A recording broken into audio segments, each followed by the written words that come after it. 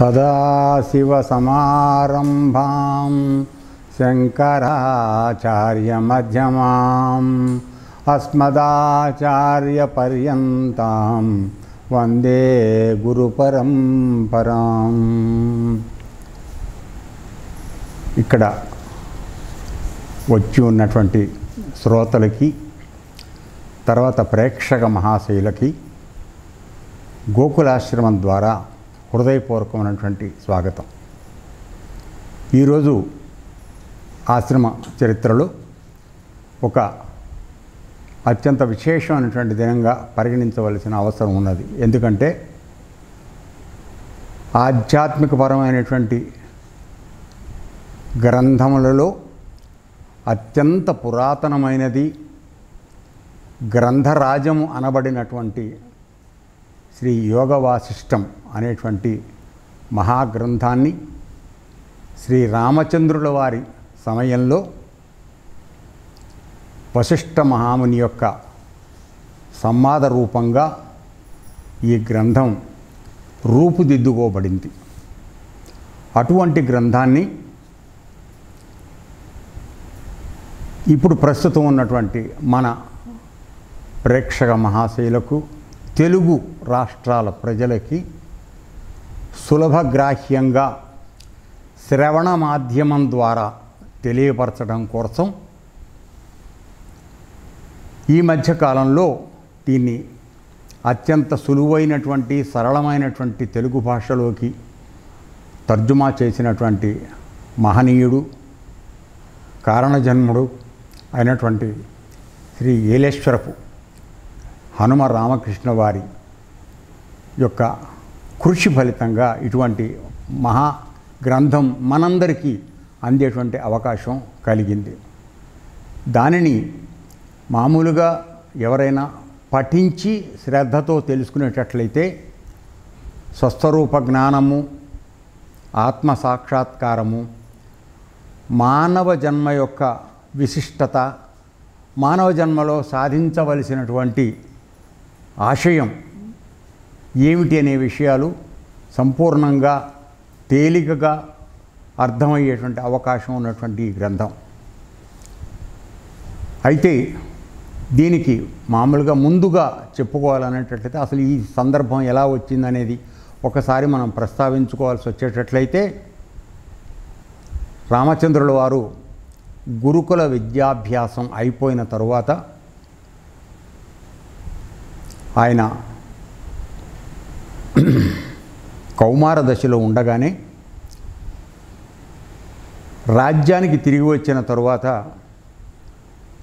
తీవ్రమైనటువంటి వైరాగ్యానికి,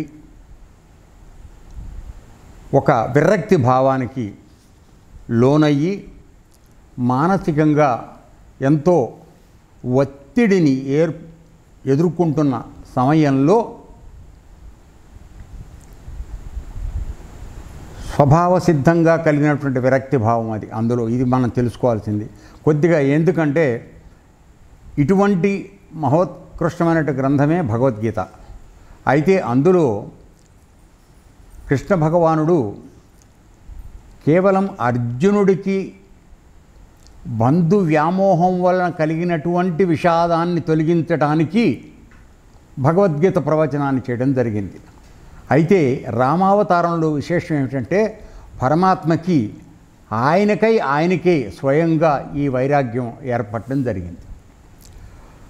కారణం ఆయనకి తెలుస్తోంది, కానీ సాధనం ఎట్లా అనేది విషయంలో మాత్రమే కొద్దిగా ఆయన సందేహాన్ని పడుతూ చాలా తీవ్రమైనటువంటి మానసిక ఒత్తిడికి గురవుతున్న సమయంలో విచిత్ర పరిస్థితి, విధి ప్రభావం, విశ్వామిత్రుల వారు ఆయన యొక్క సహాయంతో విశ్వామిత్రుల వారు చేద్దామని తలంచినటువంటి యజ్ఞాలకి తీవ్రమైన ఆటంకాలు క్రియేట్ చేస్తున్నటువంటి రాక్షస సంహారం జరపడానికి రాముల వారిని తీసుకువెళ్ళాలనేటువంటి ఉద్దేశంతో ఆయన అయోధ్యకు రావడం జరిగింది. ఆ సమయంలో ఈయన తీవ్రమైనటువంటి మనోవ్యధతో, వైరాగ్యంతో ఉన్నాడు. రాముల వారి కోసం సభ తీరి అందరూ కూర్చున్నప్పుడు కబురు చేస్తే రాముల వారి తరఫున ఒక సేవకుడు వచ్చి ఆయన యొక్క మనఃపరిస్థితిని వివరంగా సభాముఖంగా అందరికీ చెప్పడం జరిగింది. దాన్ని దివ్య దృష్టితో తెలుసుకున్నటువంటి విశ్వామిత్రుల వారు ఆ వైరాగ్యానికి తీవ్ర ముముక్షత్వానికి గల మూల కారణం ఏమిటనేది తెలుసుకున్న తరువాత ఆయన యొక్క అవతార కార్య పర్యసమాప్తికి కావలసినటువంటి సమయము ఆసన్నమైందనే విషయాన్ని గ్రహించుకున్న తరువాత ఆయనని కార్యోన్ముఖుడు చేయడానికి కావలసినటువంటి సాధన సంపత్తి ఆత్మజ్ఞానం ద్వారా ఆయన్ని ఉత్తేజితుని చేసి నిష్కామంగా ధర్మాచరణ చేసేటువంటి విధంగా ఆయన్ని ఉత్సాహపరచాలనేటువంటి ఉద్దేశంతో విశ్వామిత్రుల వారిని వశిష్ఠ మహామునిని విశ్వామిత్రుల వారు ప్రార్థించి ఆయనకి ఈ యోగ వాసిష్టం అనే గ్రంథరాజ్యం ద్వారా ఈ సంవాద రూపంలో ఆయనకి ఆత్మజ్ఞానాన్ని ప్రదర్శించి ఆయనకి సంప్రాప్తి చేసి ఆయన్ని కార్యోన్ముఖుణ్ణి చెయ్యమని చెప్పటము జరిగింది. ఆ సందర్భంలోనే ఈ యోగ వాసిష్టం అనేటువంటి శ్రీ వశిష్ఠ రామ సంవాద రూపంగా ఈ గ్రంథం రావడం జరిగింది. సో ఈ పరిస్థితుల్లో వశిష్ఠుల వారు రాముల వారికి అసలు ఈ సృష్టి ఏమిటి, మనం ఎలా వచ్చాము, మానవుడు ఏ విధంగా ఎదవుతున్నాడు, తర్వాత మనం పుట్టక ముందు ఏమిటి, పుట్టిన తర్వాత ఏమిటి, ఇటువంటి మొత్తం అన్ని రకాలైనటువంటి 6 ప్రకరణాల ద్వారా ఆయనకి మొత్తం 32,000 శ్లోకాలలో ఆయన సంస్కృతంలో చెప్పడం జరిగింది. ఇది వాల్మీకి మహాముని రాయడం జరిగింది. ఇది ఎట్లా జరిగింది అనేటట్లయితే వాల్మీకి మహాముని అప్పటికి కేవలం 24,000 శ్లోకాలుగా 7 కాండాలతో పూర్వరామాయణాన్ని రాయడం జరిగింది. దీన్ని ఉత్తర రామాయణం అంటారు, మహారామాయణం అంటారు, తర్వాత అఖండ రామాయణం అని కూడా పిలుస్తారు ఈ యోగ వాసిష్టం అనేదాన్ని. సో దీన్ని పూర్తి చెయ్యమని పూర్తి చెయ్యమని బ్రహ్మగారు ఆయన్ని ఆదేశించడము, ఆ విధంగా ఆయన రాయడము జరిగింది. రాసిన తరువాత ఆయన శిష్యుడైనటువంటి భారద్వాజముని ఒకసారి తపస్సు చేసుకుంటుండగా బ్రహ్మ ప్రత్యక్షమయ్యి అయినప్పుడు ఈ భరద్వాజముని ఈ యోగ వాసిష్టాన్ని ఆయనకి బ్రహ్మగారికి వినిపించడం జరిగింది. దాని మీదట బ్రహ్మగారు, నాయన ఇంత చక్కని గ్రంథరాజ్యాన్ని నీ గురువు ద్వారా విని నువ్వు నాకు తెలియపరిచావు, చాలా సంతోషమైంది, నీకేదన్నా వరం కోరుకోమని అడగడం, ఆ విధంగా ఇది బయటకు రావడం జరిగింది. సో ఇక్కడ మనకు తెలుసుకోవాల్సింది ఏమిటంటే ఇటువంటి సంస్కృత గ్రంథంగా మహోత్కృష్టమైనటువంటి విషయాన్ని సర్వమానవాళికి దీన్ని చదువుతుండగానే వైరాగ్యం చదువుకునే వాళ్ళకి అర్థమవుతుందన్నంత విధిగా దీనిలో చెప్పబడడం జరిగింది. అయితే విషయం చాలా గంభీరమైంది కాబట్టి చదువుకునేటువంటి వాళ్ళకి మధ్యలో కొద్దిగా అనాసక్తి ఏర్పడకుండా ఉండడం కోసం దాదాపుగా ఒక 50 నుంచి 55 కథల రూపంలో కూడా పంచతంత్రంలోలాగా ఒక కథలోంచి ఒక కథలోకి తీసుకువెడుతూ మనలో ఆసక్తి రేకెత్తిస్తూ ఈ విషయాన్ని మనకి అవగాహన చేయడం ఈ గ్రంథంలో ఉన్నటువంటి ఒక ముఖ్య విశేషం. ఇటువంటి గ్రంథాన్ని మొట్టమొదటగా ఆంధ్రీకరించడానికి ప్రయత్నం జరిగింది ఏర్పేడు మహానుభావులు మలయాళ స్వాముల వారి ఆధ్వర్యంలో. అప్పట్లో ఉన్నటువంటి రామకృష్ణ మఠం యొక్క స్వామీజీ దీన్ని దాదాపుగా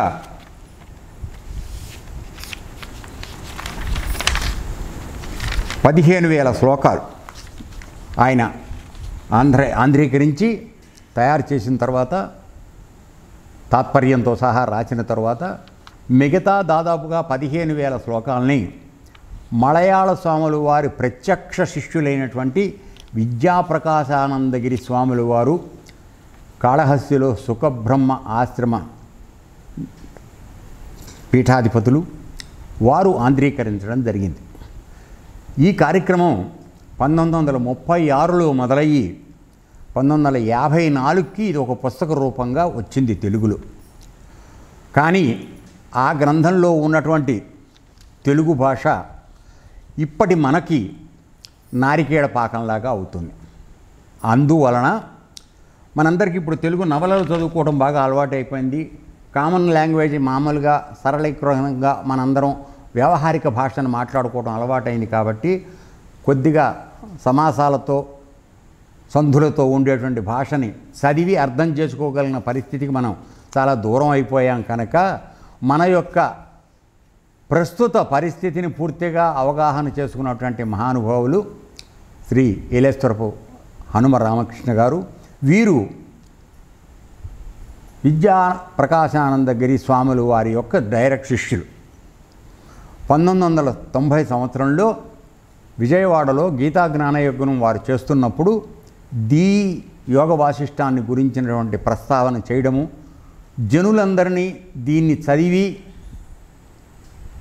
ఆత్మజ్ఞానాన్ని పొందమని వారు హితవు చెప్పడము విన్న తరువాత ఆయన దీని పట్ల ఆసక్తి పెంచుకుని గృహస్థాశ్రమంలో ఉంటూ ప్రభుత్వ విధి నిర్వహణ చేస్తూ నాకు ఈ గ్రంథం అర్థమైనప్పుడు మిగతా మానవులకి ఎందుకు అర్థం కాదు, కాబట్టి వాళ్ళకు అర్థమయ్యేటువంటి భాషలోకి దీన్ని నేను సరళీకృతం చేస్తాను అని అనుకున్నటువంటి భగవంతుడి ప్రేరణతోనే జరిగింది. ఇందులో అనుమానమేం లేదు.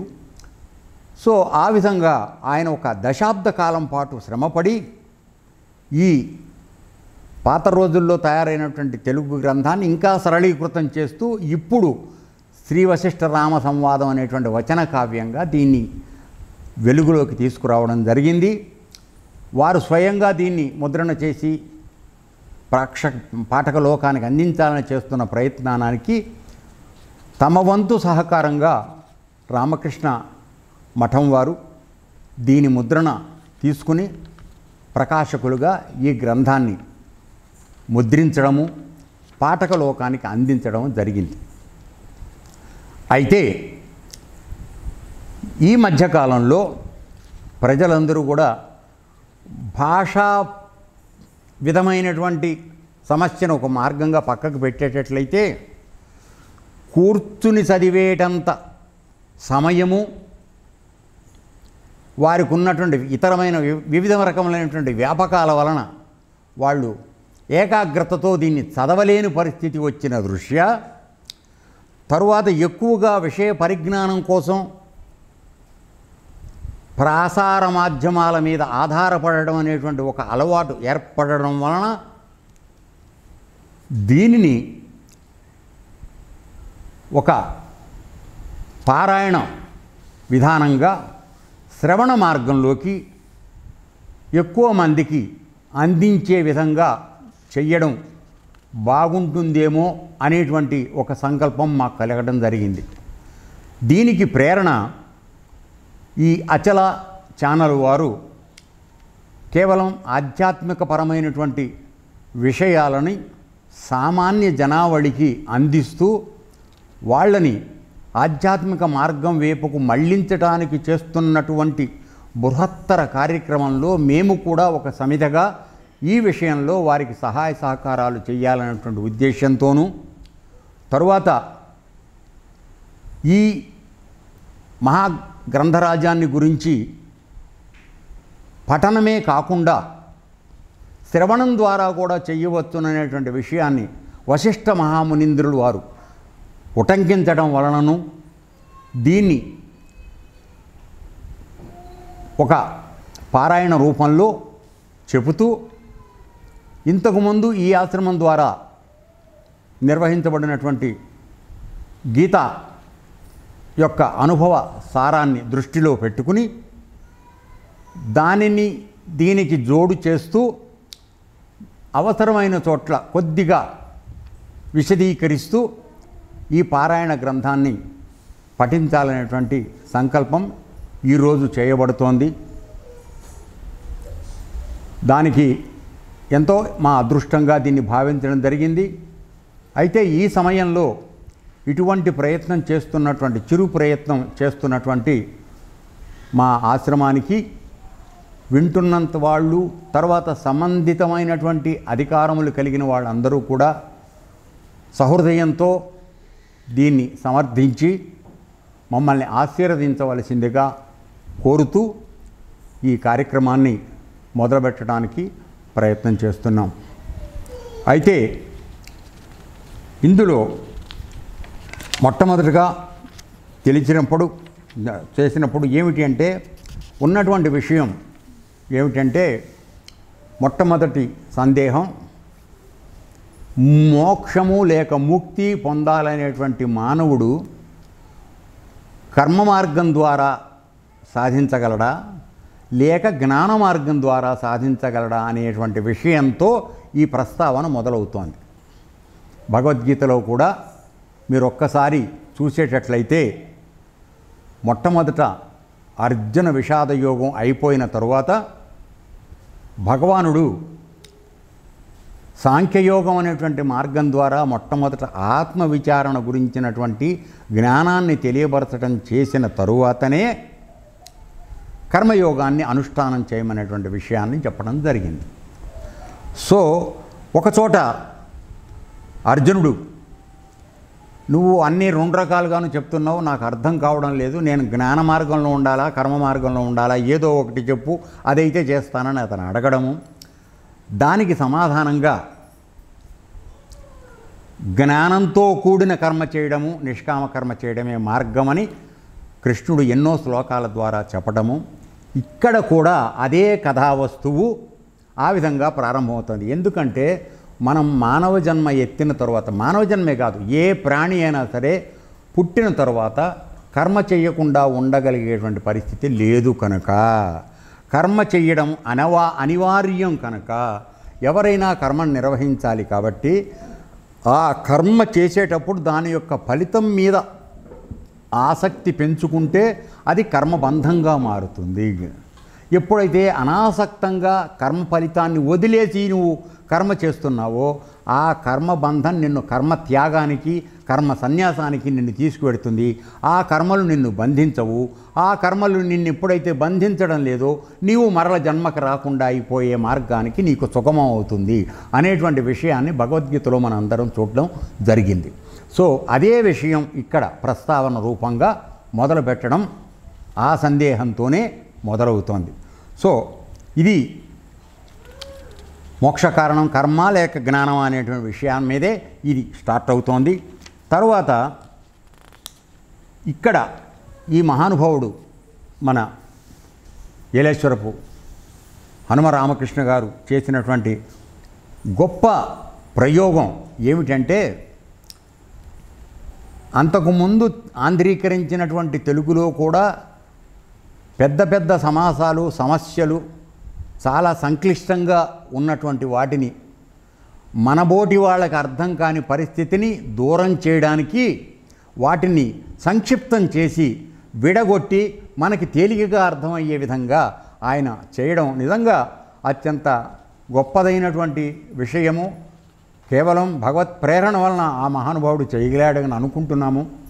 వారికి, వారి కుటుంబానికి పరమేశ్వరుడు యొక్క అనుగ్రహం సంపూర్తిగా ఉండి వారందరూ సుఖ సంతోషాలతో ఎల్లకాలం చిరంజీవులుగా ఉండాలని కోరుతూ, ఇటువంటి మూల గ్రంథరాజాన్ని ప్రకాశంలోకి తీసుకొచ్చడానికి తమ వంతుగా ఎన్నో గ్రంథాలను, అటువంటి గ్రంథాలను వెలుగులోకి తీసుకొచ్చినటువంటి రామకృష్ణ మిషన్ వారికి కూడా ప్రత్యేకమైనటువంటి కృతజ్ఞతలు చెప్పుకోవాలి. ఈరోజు మనం మాట్లాడగలుగుతున్నామంటే దానికి మూల కారణం వీరిరువులే. సో ఆ విధంగా అదేవిధంగా దీన్ని ఆంధ్రీకరించడం అనేటువంటి ఒక బృహత్ కార్యాన్ని దాదాపు 18 సంవత్సరాల పాటు నిర్వహించినటువంటి శ్రీ వ్యాసాశ్రమం, శ్రీ సుఖబ్రహ్మాశ్రమం, రామకృష్ణ మిషన్ వీళ్ళందరికీ కూడా చేతులెత్తి మనం దండాలు పెట్టుకుని మన కృతజ్ఞతను వ్యక్తీకరించుకుంటూ ఈ గ్రంథ పారాయణలోకి అడుగు పెడదాం. సర్వే జనా సుఖినో భవంతు.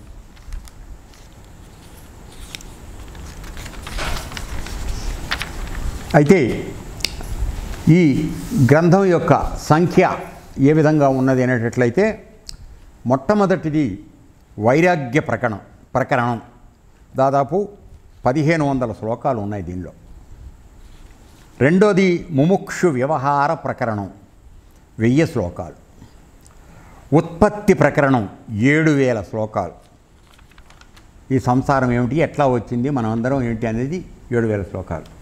తర్వాత స్థితి ప్రకరణం 3000 శ్లోకాలు. ఉపశమన ప్రకరణం 5000 శ్లోకాలు. తర్వాత నిర్వాణ ప్రకరణం 14500 శ్లోకాలు. అసలు రహస్యం అంతా ఇందులోనే ఉంది. నిర్వాణం అంటే మనకి పుట్టుకతో వచ్చినటువంటి కల్పనలు, తర్వాత సందేహాలు, తర్వాత భయాలు, దురాశలు, ఇవన్నీ కూడా దూరం అయిపోయి ఒక నిర్వికల్ప స్థితికి మనం తీసుకురావడానికి చెప్పేపడేటువంటి ఈ నిర్వాణ ప్రకరణం అత్యంత ప్రాముఖ్యమైనది. నెమ్మదిగా మనం పారాయణ చేసుకుంటూ ఎక్కడెక్కడ మనకి అవకాశం ఉందో దానికి కొద్దిపాటి వివరణ ఇచ్చుకుంటూ దీనిలో ముందుకు వెళ్ళటానికి ప్రయత్నం చేద్దాం. ఇందులో ఏమిటంటే ఈ గ్రంథాన్ని పఠిస్తున్నా శ్రవణం చేస్తున్నా కూడా దేహం ధరించినటువంటి మానవులందరూ కూడా తాను పరమాత్మ యొక్క స్వరూపాన్ని అనేటువంటి విషయాన్ని జ్ఞప్తిలో ఉంచుకుంటే ఈ గ్రంథం అర్థం అవ్వడం కొద్ది తేలికవుతుంది. నేను చాలా చిన్నవాణ్ణి, అల్పుణ్ణి అనే భావనతో ఉంటే కొద్దిగా, అంటే ప్రపంచపు వాసన, శరీర భ్రాంతి మనకి కొద్దిగా తొలగనంత వరకు దీనికి ఈ గ్రంథం యొక్క రుచిని ఆస్వాదించడానికి, అనుగ్రహించడానికి మనకు కష్టమవుతుంది. కాబట్టి కొద్దిగా ఆ భావనలోంచి బయటకు వచ్చి మనమందరం కూడా పరమాత్మ యొక్క సృష్టి, పరమాత్మ యొక్క అంశ కలిగిన వాళ్ళం. కాబట్టి అటువంటి ఉదాత్తమైనటువంటి స్థితిలో మనందరినీ సృష్టించిన భగవంతుడికి కృతజ్ఞతాపూర్వకంగా మనం ఎంతో ధైర్యంగా ఉంటూ ఆయనను చేరడానికి కావలసిన ఉపకరణంగా అందించబడినటువంటి ఈ గ్రంథరాజాన్ని విని మననం చేసి, శ్రవణం చేసిన తర్వాత మననం చేసి నిధిధ్యాసన ద్వారా అష్టాంగ యోగంలో చెప్పిన విధంగా దీన్ని మనం సాధన చేసేటట్లయితే ఖచ్చితంగా చాలామందికి ఈ గ్రంథరాజం యొక్క ఫలితం, లాభం చేకూరుతుందనేది మనస్ఫూర్తిగా విశ్వసించదగినటువంటి విషయం. సో ఈ విధంగా జరుగుతోంది. ఎందుకంటే ఎప్పుడైతే మనలో నేను ఈ శరీరం కాదు, నేను భగవంతుడి యొక్క ప్రతినిధిని, కేవలం భగవంతుడు ఈ సమస్త సృష్టించి స్థితిలో ఉంచి లయింప చేస్తూ కూడా కేవలం సాక్షి మాత్రుడుగా ఉంటున్నాడో, ఆయన నా దేహంలో కూడా సాక్షిగా ఉంటున్నాడు కనుక నేను కూడా ఈ ప్రపంచంలో ఒక సాక్షిగా జీవించడం అలవాటు చేసుకోవాలి. జరుగుతున్న వాటిల్లో విషయాసక్తి నాకు ఎక్కువ ఉండకూడదు.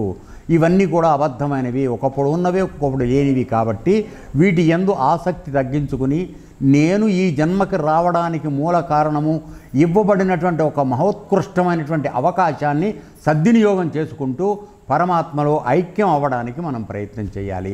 దానికి ఉపకరించేటువంటి ఈ గ్రంథరాజాన్ని పారాయణ చేసుకునే అదృష్టం మనందరికీ కలిగింది. దీనికి మూలకారకులైనటువంటి అందరికీ కూడా మరొకసారి మనం హృదయపూర్వకమైనటువంటి నమస్సులు చేస్తూ మొదలు పెట్టడానికి ప్రయత్నం చేస్తున్నాం. శ్రీరాఘవం దశరథాత్మజమప్రమేయం సీతాపతిం రఘుకులాన్వయరత్నదీపం ఆజానుబాహుం అరవిందదళాయదాక్షం రామం నిశాచర వినాశకరం నమామి. ఆపదాం అపహర్తారం దాతారం సర్వసంపదాం లోకాభిరామం శ్రీరామం భూయో భూయో నమామ్యహం. ఈ విధంగా ఈ గ్రంథాన్ని గురించినటువంటి ప్రశంస శ్రీ వశిష్ఠ మహామునుల వారి చేత చెప్పబడినటువంటి దానికి తెలుగు చేత తర్జుమాని ఒకసారి మనం చదువుతూ ఈ గ్రంథ పఠనాన్ని ప్రారంభిద్దాం. శ్రీ వశిష్ఠమని మహర్షి ఈ విధంగా చెప్పారు. ఓ సర్వజనులారా, యోగ వాసిష్టము అనబడే ఈ మోక్ష శాస్త్రాన్ని 32,000 శ్లోకములతో మీ అందరి ముందు ఉంచుతున్నాను. ఇది సారవంతమైన అర్థప్రదాత, నిర్వాణప్రదాత కూడా. అంటే చూడండి, దీనిలో సారం చాలా ఉందని చెప్తున్నాడు. అర్థప్రదాత, దీనిలో అర్థం అంటే మనకు డబ్బు విషయంగానూ అనుకోవచ్చు, దానిలో అర్థం ఉందని తెలుసుకోవచ్చు. తర్వాత నిర్వాణ ప్రదాత అంటే మోక్షాన్ని పొందాలనేటువంటి ఎవరైతే జీవన్ముక్తులుగా మారాలని కోరుకుంటున్నారో వారికి ఒక సదవకాశాన్ని కలిగించి అందించగలిగిన శక్తి కలిగినటువంటి ఈ గ్రంథం అనేటువంటి విషయాన్ని వశిష్ఠ మహర్షులు వారి నోటి ద్వారానే చెప్పడం జరిగింది. ఒకానొకడు గాఢ నిద్రాపరవశుడై దీర్ఘకాలంగా ఉండి అప్పుడే నిద్రలేచి కన్నులు తెరిచాడు అనుకోండి. మనం మామూలుగా నిద్రలేచి మామూలుగా చేస్తాం కదా. ఆ గదిలో దీపం వెలుగుతూ ఉంటే ఆ దీప ప్రకాశంలో అతడు ప్రత్యేకమైన ఇచ్ఛ కలిగి ఉండకపోయినా అక్కడ ఉన్న వస్తువులు చూస్తాడు కదా. చీకటిగా ఉంటే ఎక్కడేముందో తెలియదు కళ్ళు తెరవంగానే. కానీ అప్పటికి మనం లేచేపటికే వెలుతురు ఉందనుకో, ఉన్న అన్ని వస్తువులు మనకు కనపడతాయి. ఈ గ్రంథంలోని విచారణను తెలుసుకున్నట్టుగా ప్రయత్నించినంత మాత్రం చేత ఇచ్ఛ కలిగి ఉండకపోయినప్పటికీ నిర్వాణమగు మోక్షమును పొందగలడు. ఇక్కడ చక్కని ఉపమానంతో దీనిలో ఉన్న విషయాన్ని మనకి తెలియపరుస్తున్నాడు. ఏమిటంటే, ఏ విధంగా మనం నిద్ర నుంచి మేలు కాంచిన తర్వాత అక్కడ ఉన్నటువంటి జ్ఞానం అనేటువంటి దీపం యొక్క వెలుతురులో ఈ సర్వ ప్రపంచంలో ఉన్నటువంటి వస్తువులన్నింటినీ మనం తెలుసుకోగలుగుతున్నామో, అదేవిధంగా అంటే అందులో చూడాలనే ప్రత్యేకమైన కోరిక లేకపోయినప్పటికీ ఇక్కడ ఈ యోగ వాసిష్టాన్ని చదవడం అనే ప్రయత్నం లేక వినడం అనే ప్రయత్నం చేయడం ద్వారా విచారణ చేయడం మొదలుపెట్టినప్పుడు మనం ప్రత్యేకంగా మోక్షం పొందుదాం అనేటువంటి కోరిక మనకి లేకపోయినప్పటికీ అది మనం తీసుకెళ్ళేది ఎక్కడికంటే మోక్ష ద్వారం దగ్గరికే తీసుకెళ్తుందని చెప్తున్నాడు. ఏ విధంగా అయితే ఆ రూములో ఉన్నటువంటి లైటు మనకి అన్నిటినీ తెలియపరుస్తుందో ఉనికిని, ఆ విధంగా నీలో ఉన్నటువంటి ఆత్మజ్యోతి, ఆ ప్రకాశము నీలో ఉన్నటువంటి పరమాత్మ యొక్క స్వరూపాన్ని తెలుసుకునే అవకాశాన్ని ఇస్తుందనేటువంటిది ఒక ఉపమాలంకారం ద్వారా చెప్పబడింది. అంటే ఆయన యొక్క ఉద్దేశం ఏమిటో మొదట్లోనే చెప్పడం జరిగింది. అర్థమైందా? ఇలా తర్వాత దీనిని మీరు స్వయంగా పరిశీలిస్తే చక్కగా గ్రహించగలరు. మీరు పరిశీలించండి జాగ్రత్తగా, శ్రద్ధగా, అప్పుడు మీకే అర్థమవుతుంది. లేదా ఇతరులు వ్యాఖ్యానిస్తున్నప్పుడు వినడం జరిగినా కూడా మంచిదే. సో సపోజ్ నీకు అర్థం కాల, సో ఈ మనం పారాయణ చేసేటప్పుడు వ్యాఖ్యానం ఏదైనా వినడానికి శ్రద్ధ పెట్టినా కూడా ఆ విషయం నీకు అవగతం అవుతుంది అనేటువంటి విషయాన్ని చెప్తున్నాడు. గంగాజలం సర్వ పాపములను హరించి వేస్తుంది కదా, అట్లే ఇందు చర్చించబడిన విషయమును విచారిస్తే అనేక జన్మలుగా వెన్నంటి వస్తున్న అజ్ఞానం తప్పకుండా తొలగిపోతుంది. ఒకడు చీకట్లో త్రాడును చూచి అమ్మబాబోయ్ ఇది పాము అని భ్రమిస్తూ సర్వ వికారాలు పొందుతున్నాడు అనుకుందాం. ఆ భ్రమ తొలగిపోయేది ఎట్లా? అరే ఇది పాము కాదు, తాడు మాత్రమే అని గ్రహించడం చేతనే కదా. అది ఇప్పుడు జరుగుతుంది. చీకటిలో ఉన్నప్పుడు తాడే మనకి, చీకటి అనేటువంటి అజ్ఞానంలో ఉన్నప్పుడు ఈ ప్రపంచమే సర్వం అనుకునే భ్రమలో మనం దానిలో పడి కొట్టుకుంటూ ఉంటాం. జ్ఞానం అనేటువంటి జ్యోతి ఎప్పుడైతే వెలుగు మనకి దొరికిందో ఆ వెలుగులో ఇది ప్రపంచ తాడు కాదురా, ఇది పాము కాదురా తాడు అనేటువంటి భ్రమ తొలగిపోయి మనం ఒక నిశ్చలమైనటువంటి జ్ఞానస్థితిలో ఉండే అవకాశం ఉన్నది. సో ఆ విధంగా అది ఎప్పుడు తెలుగుతుంది అంటే దాన్ని గ్రహించడం వల్ల ఇది కాదు అనేది ఎప్పుడు తెలుస్తుంది? ఆ విధంగానే ఈ గ్రంథమును అవలోకించినంత మాత్రం చేత ఈ దృశ్యము పట్ల, శరీరాదుల పట్ల మనందరికీ ఉన్న జబ్బేమిటి? ఈ శరీరమే నేనటువంటి భావన. ఈ శరీరంతో సంబంధాలు ఏర్పరచుకుని వచ్చినటువంటి భార్య, పిల్లలు, ఆస్తులు, పాస్తులు, బంధుత్వాలు, ఇవి కదా మన పీడించేవి. సో వీటి పట్ల కలుగుతున్నటువంటి అనేక భ్రమలు సమూలంగా తొలగిపోతాయి ఈ గ్రంథాన్ని గనక శ్రద్ధగా చదివినా వినినా. సంసార దుఃఖమంతా శమించిపోతుంది. మీరంతా పరమ పురుషార్థమైనటువంటి మోక్షం అంటే ఏమిటో గ్రహిస్తారు. చూడండి, ఇక్కడ మనం మోక్షాన్ని కూడా 2 రకాలుగా భగవద్గీతలో చూడటం జరిగింది. ఏమిటి అంటే, జీవన్ముక్తుడు అనేటువంటి వాడు జ్ఞానంతో సంపూర్ణంగా అతడు ప్రకాశ రూపంగా మారిపోయిన తర్వాత బతికుండగానే, అనగా శరీరంతో పాటు ఉన్నప్పుడు కూడా మోక్ష స్థితిలో ఉండేటువంటి దాన్ని జీవన్ముక్తి అంటారు.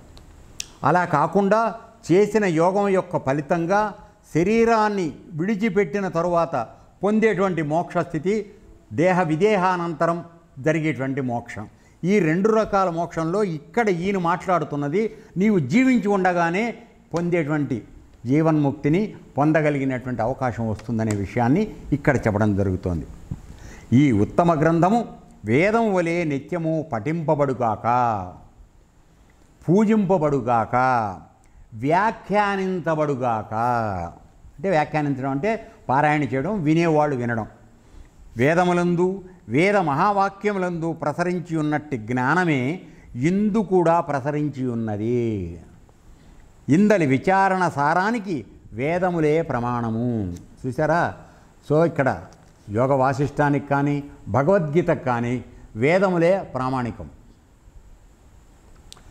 తర్వాత ఇందలి విషయము తెలుసుకొనుట చేత జీవుని కర్మజ్ఞానములు 2 కూడా పవిత్రమంతములు అవుతాయి.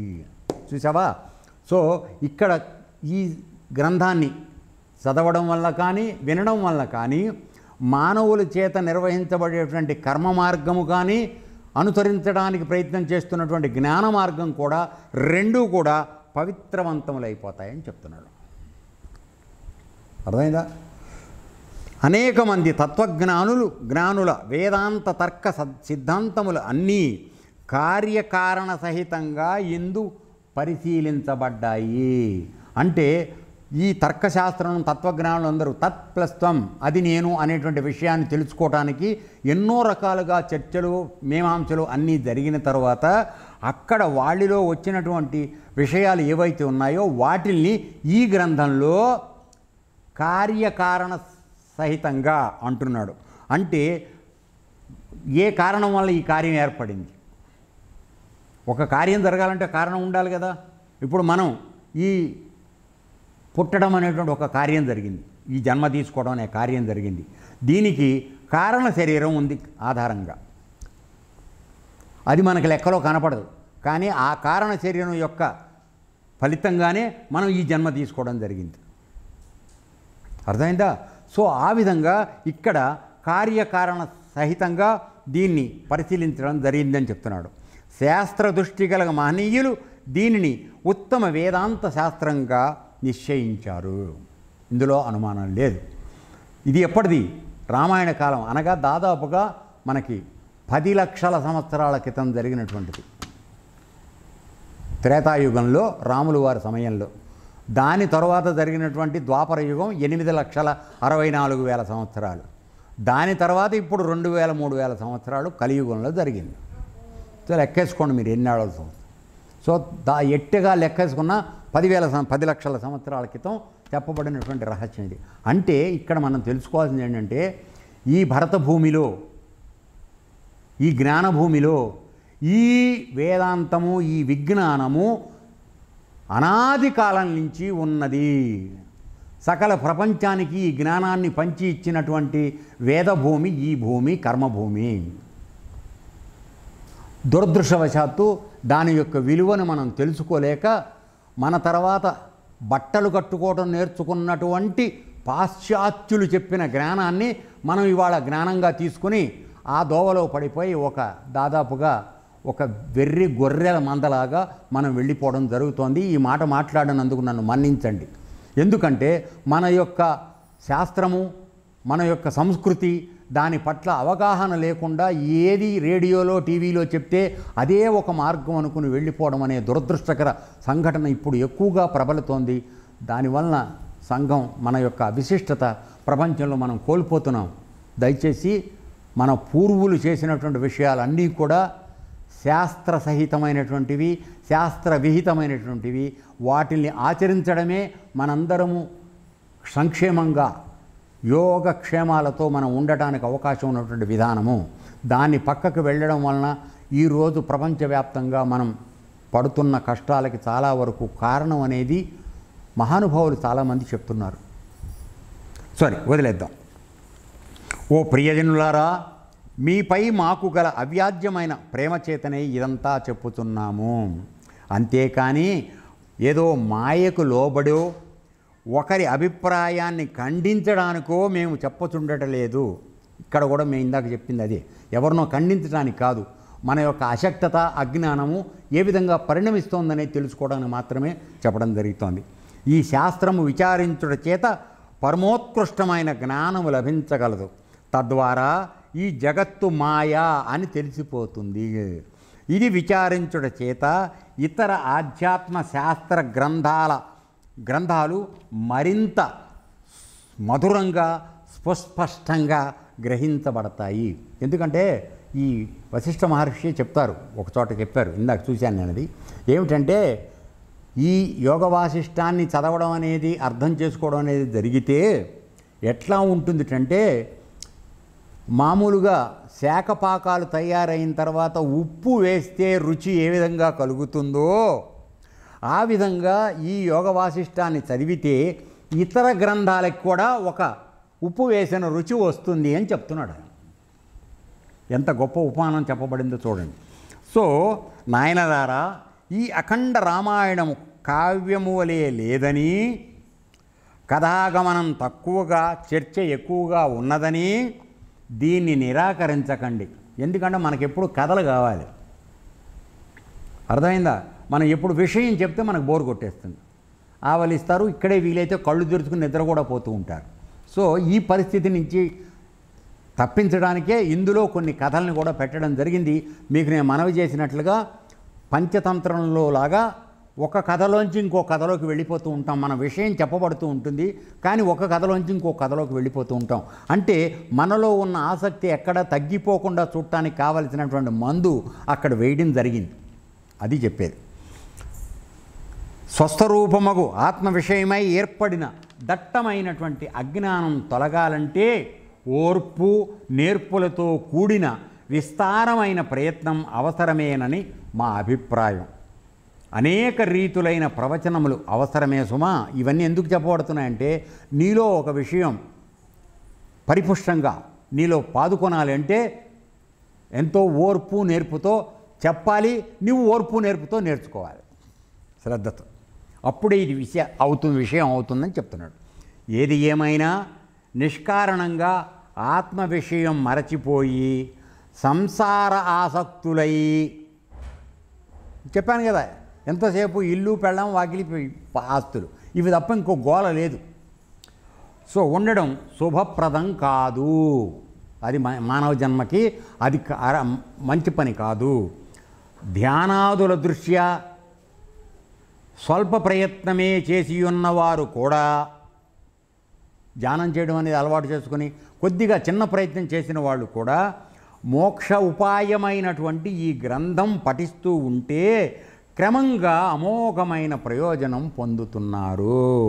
కాబట్టి ఇప్పుడు మన ఆశ్రమంలో మీకు యోగ మార్గం అనేటువంటి విషయం ద్వారా ధ్యానము, యోగము మీకు నేర్పబడుతున్నది. మనందరం ఆ శ్రమ చేస్తున్నాం. కాబట్టి మన విషయంలో ఈ గ్రంథాన్ని అర్థం చేసుకోవటం మామూలుగా యోగము, ధ్యానము తెలియని వాళ్ళకన్నా ఒకంత తేలికగా ఉంటుందనే విషయాన్ని మీరందరూ నమ్మవలసిన ఆవశ్యకత ఉన్నది. తత్వవిధులకు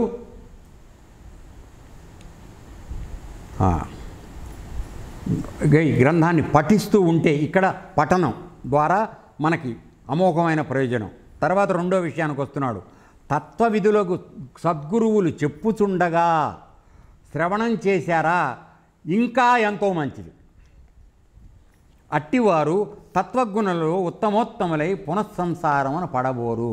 సో శ్రవణం ద్వారా అంటే ఇప్పుడు వినడం ద్వారా కూడా మీరు అదే ఫలితాన్ని పొందే అవకాశం ఉందనేటువంటి విషయం ఇక్కడ చెప్పబడటం వలననే ఈ ప్రయత్నం చేయడం జరుగుతోంది. ఎందుకని ఇప్పుడు నేను ఇందాక మనవి చేసినట్టుగా ఎక్కువగా ప్రసార మాధ్యమాల ద్వారా అందించబడుతున్నటువంటి జ్ఞాన విజ్ఞాన తర్వాత మన సంతోషాలు అంటే మన ఎంటర్టైన్మెంట్స్కి అలవాటు పడిపోయినటువంటి ప్రజలకి ఆ మాధ్యమంలోనే ఈ విషయాన్ని కొద్దిగా అలవాటు చేసి వాళ్ళని ఒక సన్మార్గంలోకి పెట్టడానికి ప్రయత్నం చేయడానికి మనమందరం కూడా బాగుపడటానికి ఈ గ్రంథ పఠనం పారాయణ మనకు ఉపయోగపడుతున్నటువంటి విశ్వాసంతో మనం దీన్ని మొదలుపెట్టడం జరిగింది. తర్వాత ఒక కథ చదువుదామా? ఒక కథ, ఒక మొదటిది ప్రారంభం ఏమిటో అనేది ఒక కథ మొదటిది చదువుదాం. ఉపోద్ఘాతానికి సంబంధించిన కథ ఇది. ఈ చిన్నది ఒక్కటి చదివి ఆపేద్దాం. పూర్వం సుతీక్షణుడు అనే ఒకానొక విద్యాకోవిదునకు అంటే శాస్త్రం బాగా చదువుకున్న ఆయనకి ఒకప్పుడు ఒక సందేహం వచ్చింది. కర్మ గొప్పదా, జ్ఞానం గొప్పదా? కర్మలన్నీ త్యజించి విచారణను అనుసరిస్తే మంచిదా, విచారణను పక్కకు పెట్టి ఉత్తమ కర్మను ఆశ్రయించడం ఉచితమా? అంటే నిష్కామమైన ఉత్తమ కర్మ అంటే అర్థం ఏమిటి? నిష్కామమైనటువంటి కర్మ అది చేయడం మంచిదా, లేక నేను ఎవరు అనేటువంటి విచారణ ఆత్మవిచారణ చేస్తూ నీవు ఆత్మజ్ఞానాన్ని పొంది నీలో ఉన్నటువంటి అడ్డంకి లేక తెర ఏదైతే ఉన్నదో ఆ మాయను కొద్దిగా పక్కకు తొలగించి మనస్సుని తీసుకువెళ్ళి పరమాత్మలో లయం చేస్తూ పరమాత్మ స్వరూపాన్ని అనుభవంలోకి తెచ్చుకుని అనుసరించే విధానమైనటువంటి జ్ఞాన మార్గం మంచిదా అనేటువంటి సందేహం బాగా చదువుకున్న ఆయనకి కలిగింది.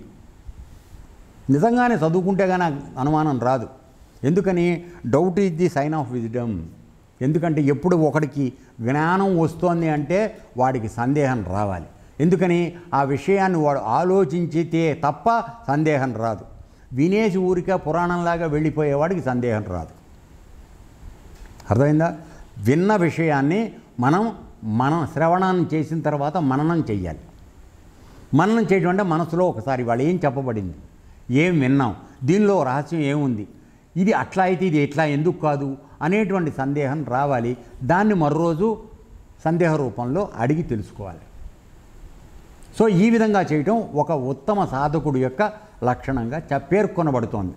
ఓకే, అప్పుడు అతడు సందేహ నివర్తి కొరకు సధర్మీ అంటే మంచి ధర్మాన్ని అనుసరించేటువంటి వాడు, బ్రహ్మజ్ఞాని బ్రహ్మజ్ఞానం తెలుసుకున్నవాడు అంటే బ్రహ్మము యొక్క విచారణ అంటే తన లోపలికి వెళ్ళి తన లోపల నిలయుడై ఉన్నటువంటి సర్వాంతర్యామి అయినటువంటి ఆ పరమాత్మని అనుభూతం చేసుకుని బయట ప్రపంచంలోకి వచ్చినటువంటి మహానుభావుడు బ్రహ్మజ్ఞాని తన సద్గురువు అయినటువంటి అగస్త్యమునిని సమీపించి ఈ సుతీక్షణుడు అనేటువంటి సాధకుడు అగస్త్యముని దగ్గరికి వెళ్ళిన తర్వాత వినయంగా ప్రణామం చేసి తన మనస్సులోని అనుమానం బయటపెట్టాడు.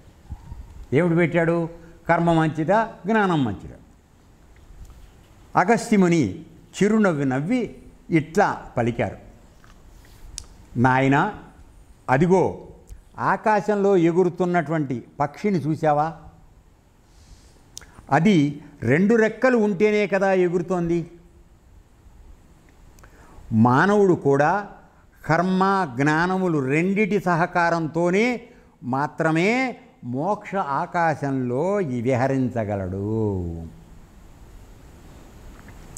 కేవలం కర్మ వలన కానీ కేవలం జ్ఞానం వలన కానీ జీవుడికి మోక్షం లభించదు. అర్థమైందా? ఎందుకంటే కర్మ చేసి నువ్వు పండాలి. పండితే దానిలో భగవంతుడి యొక్క విశ్వవ్యాపకత్వాన్ని తెలుసుకుని సంపూర్ణ శరణాగతి పొంది భక్తి మార్గంలోకి నువ్వు వెళ్ళాలి. భక్తి మార్గం ద్వారా నీవు చేసే యోగ ప్రక్రియ సిద్ధించి ఆత్మజ్ఞానం పొందాలి. ఆ ఆత్మజ్ఞానంలో లయించి పరమాత్మలో లయించిపోవాలి. ఆ జ్ఞానంలో ఉండడమే జ్ఞాన మార్గం. ఇంత చేస్తే కానీ జ్ఞాన మార్గంలోకి వెళ్ళటానికి మనకు అధికారం లేదు. డైరెక్ట్గా జ్ఞానం పొందుతాననేవాడు కొద్దిగా తెలివి తక్కువ వాడని చెప్పడానికి సందేహించాల్సిన అవసరం లేదు. అందుకే ఆ మహానుభావుడు అగస్త్యముని చెప్పాడు, పక్షి ఎగరాలంటే ఏ విధంగా 2 రెక్కలు కావాలో ఆ విధంగా మానవుడు కర్మ చెయ్యాలి, జ్ఞానాన్ని పొందాలి. ఈ 2 ఉంటేనే మోక్షం పొందగలడని. ఈ విషయంలో నీ సందేహాలన్నీ తొలగటానికి నీకొక కథన విశేషం చెబుతాను విను. ఈ కథలు మొదలవుతాయి ఇట్లా. అగ్నివేశ్యుడు అనే ఒక బ్రాహ్మణుడు ఉండేవాడు. అతని కుమారుడు కారుణ్యుడు అనే యువకుడు గురుకులంలో వేదాంగాలు చదివి తరువాత గురుకుల వాసం నుండి ఇల్లు చేరాడు. అక్కడ ట్రైనింగ్ 12 సంవత్సరాలు అయిపోగానే ఇంటికి పంపిస్తారు పిల్లల్ని. మామూలుగా 5 ఏళ్ళప్పుడు ఉపనయనం చేసి గురుకులంలో వేస్తే 12 సంవత్సరాలు నిరాఘాటంగా అక్కడ బ్రహ్మజ్ఞానం నేర్పిన తరువాత వాడిని మళ్ళీ ఇంటికి పంపిస్తారు. అప్పుడు వివాహం చేస్తారు. వివాహం చేసిన తర్వాత వివాహంతో కలిగినటువంటి ప్రథమ పుత్ర సంతానం ఏదైతే ఉందో ఆ సంతానానికి మళ్ళీ ఉపనయనం చేసి అతనికి నిత్యాగ్నిహోత్రం చేసేటువంటి అధికారం అతనికి కలిగించిన తర్వాత ఈ తండ్రి అరణ్యాలకి తపస్సుకు వెళ్ళిపోవాలి. ఇది ఉన్నటువంటి ఏర్పాటు. ఇప్పుడు దురదృష్టం, పిల్లలకేమో అసలు ఏ విషయం చెప్పం మనం. వినయం లేదు, విధేయత లేదు, ఏమండి చెప్పే పని లేదు. A for apple, B for ball, ఇంత తప్పితే ఏమిటి చెప్తున్నాం మనం? ఒక తెలుగు పద్యాన్ని కానీ, సుమతీ శతకంలో పాటలు కానీ, సరస్వతి అమ్మవారి ప్రార్థన కానీ ఒక్కటి ఎవరైనా నేర్పుతున్నారా? లేదు. ఇవన్నీ ఎందుకు నేర్పాలి? వాడికి బీజం అనేది ఇప్పుడు పడాలి. ఆ పిల్లవాడి వయసులో ఉన్నప్పుడు వాడి యొక్క మేధస్సు చాలా సూక్ష్మాతి సూక్ష్మమై ఉంటుంది. అందుకోసమని వాడికి బ్రహ్మజ్ఞానానికి సంబంధించినటువంటి విషయాన్ని ఈ పసి వయస్సులో వాడికి విత్తు పెడితే అది ఫలించి వృక్షం అవడానికి సరిగా ఈ గురుకులంలో ట్రైనింగ్ అయిపోయిన తర్వాత వాడు సంసారంలోకి వచ్చినా పెళ్ళాం తప్ప ఇంకా వేరే ఏం లేదనేటువంటి ఒక పిచ్చి వ్యామోహంలో వాడు పడకుండా వాడి విద్యుక్త ధర్మాన్ని నిర్వర్తిస్తూ వంశాభివృద్ధి కోసం సంతానాన్ని కని తరువాత వాడు తన యొక్క యోగా సాధనని కొనసాగించుకుంటూ మోక్షాన్ని పొందడానికి ప్రయత్నం చేయడం అనేది మానవ జన్మ యొక్క ఒక ఉత్తమ ఆశయం. అదే జీవితాశయం. అది సాధించడానికి ప్రయత్నం చేసేవాళ్ళు అది వరకటి రోజుల్లో. సో వాడు చదువుకోవడం అయిపోయింది, తిరిగి వచ్చాడు, ఖాళీగా ఉన్నాడు. ఇప్పుడు ఇంటికి వచ్చిన తరువాత వంశపారంపర్యంగా వచ్చే అగ్ని కార్యములు సంధ్యావందనం చేయకుండా తిరుగుతూ ఉన్నాడు. అంటే అక్కడ ఉన్నంత ఇప్పుడు చూసావుగా మన ఆశ్రమంలో పొద్దునే పొందరాల 4 లేస్తున్నారు అందరూ. ఇంటికి వెళ్ళాక మేము వెళ్ళిపోయిన తర్వాత ఈ ఆశ్రమంలో ఎంతమంది లేస్తారు? నిజం చెప్పండి, ఎవ్వరు లేవరు. అంతే. వీడు గురుకులంలో ఉన్నంత వరకు చక్కగా సంధ్యావందనం అగ్ని కార్యం అన్నీ చేశాడు. ఇంటికి వచ్చాడు ఫ్రీ. గురుగారు వెళ్ళిపోయాడు ఊరు, ఇక ఎంజాయ్ అని హాయిగా ఆశ్రమంలో ఫ్రీగా ఉండడం చేస్తున్నారు. సో ఆ విధంగా ఇక్కడ కూడా కొడుకు చేయడం మొదలెట్టాడు. సరే, అగ్నివేశుడు ఇది గమనించాడు. ఒకరోజు కుమారుణ్ణి దగ్గరకు పిలిచి, కుమారా, కర్మానుష్ఠానం త్యజించినట్లున్నావు. కర్మలను త్యజించి సిద్ధి ఎలా పొందాలనుకుంటున్నావు? కర్మ చెయ్యందే నీకు సిద్ధి లభించే అవకాశం లేదు. నిష్కామ కర్మ చెయ్యాలి. అది లేనిది ఎట్లా అని అనునయంగా ప్రశ్నించాడు. అంటే కొడుకు, సొంత కొడుకు కదా, కేకలేస్తే కోపం వస్తుంది. తర్వాత అది వ్యామోహం, పుత్ర వ్యామోహం. సో అది పట్టి పీడిస్తూ ఉంటుంది. సో అది అందువలన అనునయంగా ప్రశ్నించాడు. అప్పుడు కారుణ్యుడు అంటే కొడుకు, తండ్రి, మరి నన్నేం చేయమంటారు చెప్పండి? వేదములలో కొన్ని భాగములు కర్మానుష్ఠానం చేయవలసిందే అని ప్రవృత్తి మార్గాన్ని నిర్దేశిస్తున్నాయి, పని చేయాలని చెప్తున్నాయి. మరికొన్ని విభాగాలలో కర్మ, ధనము, సంతానం మొదలైనవన్నీ మోక్షాన్ని ఇవ్వలేవు. కాబట్టి సర్వత్యాగం ఒక్కటే ఉపాయం అని నివృత్తి మార్గాన్ని చూపుతున్నాయి. కర్మ చెయ్యాలా మానాలా ఏమీ తోచక ఇట్లు మౌనం వహించి ఉన్నాను అని పలికి ఊరుకున్నాడు. ప్రశ్న వేశాడు తండ్రికి, నాకేం చేయాలో తెలియడం లేదు అని. అప్పుడు అగ్నివేశ్యుడు పకపక నవ్వి, ఇలా చెప్ప ప్రారంభించాడు. ఓహో, అదే ఆ సంగతి. సరే, నీకు ఇప్పుడు ఒక కథనం వినిపిస్తాను. అంతా విన్న తర్వాత నీకు ఎట్లా తోస్తే అట్లా చెయ్యి అన్నాడు. సరే, ఆయన చెప్పిన కథ ఏమిటంటే, సురుచి అనే అప్సరస ఒకనాడు హిమాలయ పర్వత శిఖరంపై ప్రశాంతంగా కూర్చుని ఉండి ఆకాశం వైపు చూస్తోంది. ఒక దేవదూత కనిపించాడు ఆకాశంలో. అప్పుడు ఆమె, ఓ దేవదూత, మీ ముఖం ఏదో నూతన కాంతులతో వెలిగిపోతున్నది, ఏమైనా విశేషమా అని అడిగింది. ఆయన చాలా సంతోషంగా ప్రసన్నమైన ముఖంతో కాంతులు ఈనుతూ ఉన్నాడు. అడిగింది ఈవిడ. అప్పుడు ఆ దేవదూత ఇట్లు చెప్పసాగాడు. అవును, విశేషమే. ఇప్పుడే ఒక పరమాద్భుతమైనటువంటి సంభాషణ విని వస్తున్నాను అని అది తలుచుకుంటూనే నా ఒళ్ళు పులకరిస్తోంది. అదేమిటో నీకు చెప్తాను విను అన్నాడు. అని దేవదూత వాక్యాలు ఆ అప్సరస శ్రద్ధగా వినసాగింది. దేవదూత, గంధమాదన పర్వతంపై అరిష్టనేమి అనే ఒక చక్రవర్తి ఎంతో భక్తి శ్రద్ధలతో తపస్సు చేస్తూ ఉండేవాడు. మన ప్రభువు ఇంద్ర భగవానుడు అతని తపస్సుకు మెచ్చి అతనిని స్వర్గానికి తీసుకురావాల్సిందిగా నన్ను నియమించారు. ఎందుకంటే ఆయనకి ఇంద్రుడికి ఎప్పుడు కూడా మామూలుగా మన పురాణాల్లో చదివేటువంటి దీని ప్రకారం ఎవరైనా గట్టిగా తపస్సు చేస్తుంటే ఆయన ఇంద్ర పదవికి ఎక్కడన్నా దెబ్బ వస్తుందేమో అని వాడిని పాడు చేయడానికి వాడి ముందు నాట్యకత్తెల్ని రంభా తిలోత్తమలను పంపించడం కానీ, లేకపోతే వాడిని పిలిచి స్వర్గంలో కూర్చోబెట్టి అమృతం పోసి తాగబోయటం కానీ, ఈ రెండిట్లో ఏదో ఒక విధానం చేస్తూ ఉంటాడు.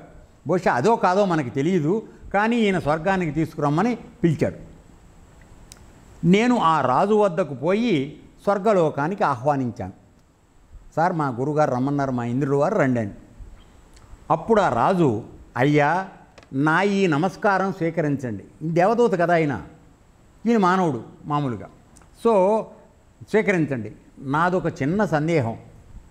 దేవలోకంలో నాకు అవధులు లేని ఆనందం లభిస్తుందా? ప్రశ్న ఎట్లాంటిది అడిగాడో ఆలోచించండి. నాకు అవధులు లేని అంటే అన్లిమిటెడ్ సాటిస్ఫాక్షన్ లేక ఆనందం కలుగుతుందా? లేక అక్కడ కూడా భూలోకంలో లాగానే గుణదోషాలు ఉంటాయా? గుణదోషాలంటే ఏమిటి? ఈర్ష్య, అసంతృప్తి, దుఃఖము, స్వార్థము, లోభము, మదము, మాత్సర్యము, ఇట్లాంటివన్నీ గుణదోషాలన్నీ ఉన్నాయి కదా మనకి. 3 గుణాలతో వచ్చేవి, 6 అరిషడ్ వర్గాలతో వచ్చేవి, 8 మదాలతో వచ్చేవి. ఇవన్నీ ఉన్నాయా స్వర్గంలో? లేక అక్కడ ఎప్పుడు అందరూ ఆనందంగానే ఉంటారా అని అడిగాడు. అతని ఉత్తమ జ్ఞానయుక్తమైన ప్రశ్నకు సంతోషించి, ఎంతో జ్ఞానం ఉన్నవాడు కానీ ఈ అందుకనే నువ్వు ఒక మాట మాట్లాడు, నువ్వు ఎటువంటి వాడువో చెప్తానని ఇది వచ్చింది. ఎందుకంటే నీ నుంచి ఎటువంటి వాక్ వస్తుందో అది నీ స్థాయిని తెలియపరుస్తుంది. అర్థమైందా? సో సంతోషించి నేను, ఓ రాజా, జీవులు తమ పుణ్యకర్మానుభవం కొరకు స్వర్గం చేరుతూ ఉంటారు. ఇది ఎన్నోసార్లు చెప్పాం కదండి. యజ్ఞయాగాదులు చేసి స్వర్గానికి వెళ్ళడము, అక్కడ పుణ్యం ఖర్చు అయిపోయే వరకు ఉండడము, అదైన తర్వాత తిరిగి మనుష్యలోకానికి రావడం జరుగుతుందని భగవద్గీతలో మనందరం చూసాం కదా. సో అయితే జీవులు చేసే పుణ్యకార్యాలలో కూడా ఉత్తమ మధ్యమ అధమ భేదాలు ఉంటాయి కదా. ఇక్కడ పాపాల్లో ఏ విధంగా రకరకాలు ఉన్నాయో పుణ్యకర్మల్లో కూడా 3 రకాలు ఉన్నాయట. ఉత్తమమైనవి, మధ్యమమైనవి, అధమమైనటువంటివి 3 రకాలు ఉన్నాయి. స్వర్గవాసులలో మీ లోకంలో లాగానే అధికులైన వారు, అల్పులైన వారు ఉంటారు. అంటే అక్కడ కూడా డబ్బున్న వాళ్ళు, డబ్బు లేని వాళ్ళలాగా కొంతమంది ఉంటారు. ఫలితంగా దేవతా జీవులు కూడా ద్వేషాలు, అసూయలు, దురహంకారములు, స్పర్ధలు, గర్వములు, గర్వభంగములు, కలహములు పొందుతూ ఉంటారు. ఇక్కడ ఏమడిగాడు ఆయన? అక్కడ కూడా భూలోకంలో లాగానే గుణదోషాలు ఉంటాయా, అవధులు లేని సంతోషం, ఆనందం ఉంటుందా అని అడిగాడు. దానికి 3 రకాలైనటువంటి పుణ్యాలు చేసుకున్న వాళ్ళు ఉంటారు, ఆ భేదాలు ఉన్నాయి. తర్వాత వాళ్ళందరూ అల్పులు, అధికులు ఉంటారు. వాళ్ళు మధ్యలో కూడా ద్వేష, అసూయ, దురహంకారాలు ఇవన్నీ ఉంటాయని చెప్పాడు. నిజం చెప్పాడు. అంతేకాదు పుణ్యమంతా వ్యయమైన తరువాత ఈ జీవులు భూలోకం రావాల్సిందే కదా. అంటే అక్కడ ఉండి కూడా చేసిన మళ్ళీ పాపిష్టి పనులు ఏవైనా కానీ పుణ్యం ఉండబట్టికే అక్కడ ఉన్నావు. అది అయిపోయిన తర్వాత మళ్ళీ ఎట్టి పరిస్థితుల్లో నువ్వు కిందకే రావాలి, అక్కడ మంచి పని చేసినా కూడా. అప్పుడు అమిత దుఃఖం పొందుతూ ఉంటారు. ఓ ఉత్తమ పుణ్యశీలుడా, ఇక మనం బయలుదేరదామా అని అడిగాడు ఆ దేవదూత. అప్పుడు ఆ రాజు క్లుప్తంగా ఉన్న విషయమంతా సుస్పష్ట పరచినందుకు కృతజ్ఞుణ్ణి. చాలా తక్కువలో ఎక్కువ విషయాన్ని తెలియపరిచావు నువ్వు, చాలా అర్థమైపోయింది నాకు.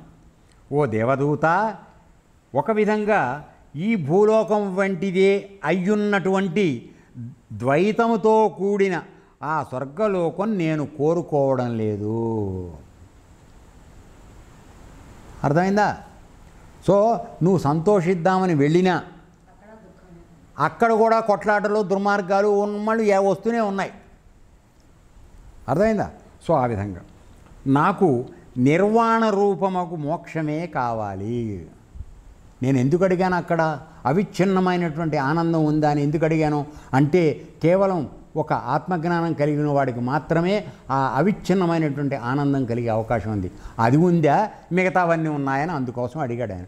ఇక్కడ అవి మిగతావి చాలా ఉన్నాయని చెప్పాడు ఈయన. అందుకని నాకు నిర్వాణమయమైనటువంటి మోక్షమే కావాలి. అందుకొరకై ఇంకా ఇంకా తపస్సు చేస్తాను. నేను నీతో రాను. ప్రకృతి సిద్ధమకు ఈ దేహం నేల కూలినా పర్వాలేదు, అందుకు నేను సిద్ధమే అని చెప్పి మౌనం వహించాడు.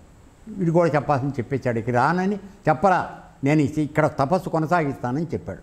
ఇంద్రలోకానికి రానని చెప్పాడు. అర్థమైందా? అది ఇక చేసేది లేక నేను వెనుకకు మరిలాను. ఇంద్రదేవుని సమీపించి విషయమంతా విన్నవించాను. అయ్యా, మన టెంప్టేషన్కి ఆయన పడేటట్లు లేడు అని.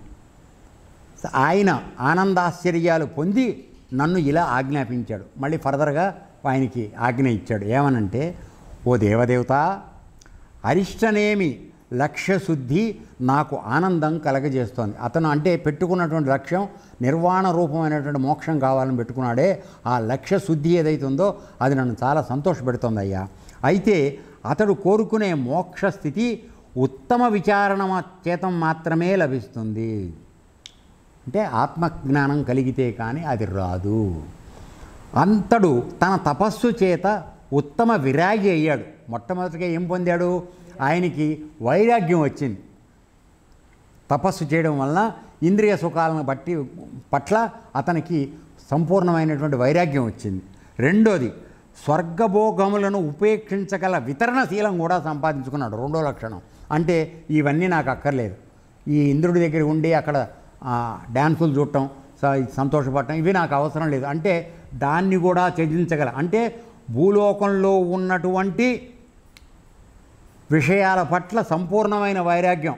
అంటే ఎవరు నువ్వు ₹1,00,00,000 ఇస్తానంటే నీ వెనకాల కుక్కలాగా తోకూగించుకుంటూ వచ్చేటువంటి లక్షణం అతను పొందటల్లా దాని మీద వైరాగ్యం వచ్చేసాడు. భూలోకంలో జరిగేవి స్వర్గలోకంలో పొందే సంతోషాలకు కూడా అతను ప్రలోభం పడడం లేదు.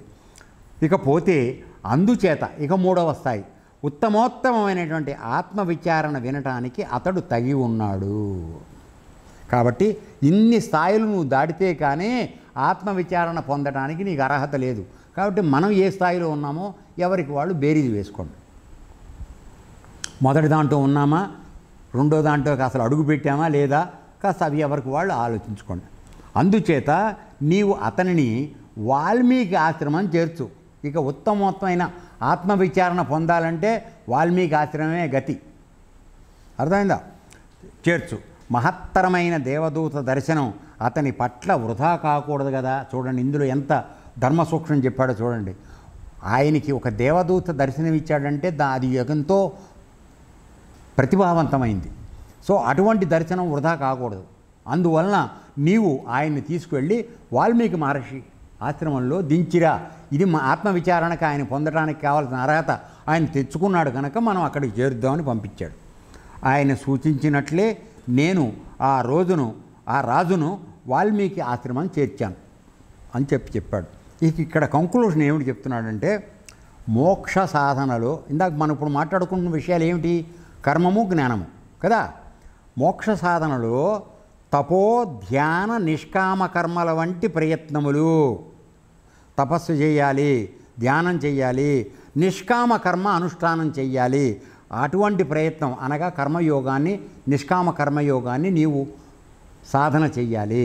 రెండోది సత్యాసత్యముల విచారణ, అనగా అసత్యము, ఆత్మ అనాత్మ వీటి యొక్క విచారణ జరగాలంటే ఈ కనబడేదంతా అనాత్మ, ఆత్మ ఒకటే నిజము అనేటువంటి విచారణ ఎప్పుడు కలుగుతుంది నీకు? నిన్ను ఈ ప్రలోభానికి గురి చేస్తున్నటువంటి ఇంద్రియాలు, మనస్సు పరమాత్మ వైపు లగ్నమైనప్పుడు ఆ జ్ఞానం కలుగుతుంది. ఆ విచారణ ద్వారా జరుగుతుంది. అది రెండు ఆవశ్యకములే. అనగా కర్మయోగము, జ్ఞానయోగము రెండూ కూడా అవసరమే. భౌతిక సుఖరూపములకు స్వల్ప లక్ష్యములు మోక్షస్థితికి చేరే వరకు జీవుని చేరకుండా చేస్తాయి. అంటే ఈ ప్రపంచంలో ఉన్నటువంటి చిన్న చిన్న సౌకర్యాలు, సుఖాలు ఏవైతే ఉన్నాయో, ఏది ఆహారం ద్వారా కానీ మైథునం ద్వారా కానీ పొందేటువంటి అల్పమైనటువంటి సుఖాలు ఏవైతే ఉన్నాయో అవి నిన్ను మోక్షస్థితికి వెళ్ళటానికి దారిలో అడ్డంకులుగా ఉంటాయి. అందువలన ఈ ఆశ్రమంలో మీకు ఆహారం పట్ల అత్యంత కఠినమైనటువంటి నిబంధనలు రూపొందించడం జరిగింది. మైథునం పట్ల కూడా చెప్పడం జరిగింది. దాన్ని ఎంతవరకు అమలు చేస్తున్నాడు అనేది మీకు తెలిసిన విషయం. మేము రోజు వచ్చి దాన్ని పరిశీలించలేం. ఓకే. ఆత్మజ్ఞానం కొరవడినప్పుడు స్వర్గం కూడా తృప్తిదాయకం కాజాలదు. సో కాబట్టి నీకు మనస్సులో అసంతృప్తి ఉన్నప్పుడు నిన్ను డైరెక్ట్గా తీసుకెళ్ళి 5 స్టార్ హోటల్లో కూర్చోబెట్టినా నువ్వు సంతోషంగా ఉండలేవు. అక్కడ ఏదో ఒక అసంతృప్తి కనపడుతుంది నీకు. అర్థమైందా? సో ఆ విధంగా వాడు స్వర్గానికి వెళ్ళిన ఉపయోగం లేదు. ముముక్షు అయిన వాడు ఆత్మజ్ఞానం గల మహనీయులను సమీపించాలి. వారి వాక్యములను వారి వాక్యములను వినడం, మననం చేయడం ఉత్తమ మోక్ష ఉపాయమై ఉన్నది. ఇందాక నేనేం చెప్పాను? మొదట వినడం, శ్రవణం, తర్వాత మననం. విన్నదాన్ని ఇక్కడిక్కడే దులిపి, మామూలుగా దుమ్ము దులుపుకు లేచి వెళ్ళిపోతూ ఉంటాం జవా, ఆ విషయంగా కాకుండా కొద్దిగా మనస్సుకు పట్టించుకుని మరోరోజు మళ్ళీ క్లాసుకు వచ్చే వరకు దాని గురించి ఆలోచించాలి, మననం చేయడం జరగాలి. అప్పుడు విషయం నీ యందు సుప్రతిష్టం అవుతుంది, అంటే పాదుగొల్పుతుంది అది. ఆ విధంగా జ్ఞానం నీకు అబ్బుతుంది. అప్పుడు నీవు పైకి వెళ్ళటానికి అవకాశం వస్తుంది. సో ఈ విధంగా ఏతత్సర్వం శ్రీ వశిష్ఠ రామచంద్ర ప్రభు అనుగ్రహ ప్రాప్తిరస్తు.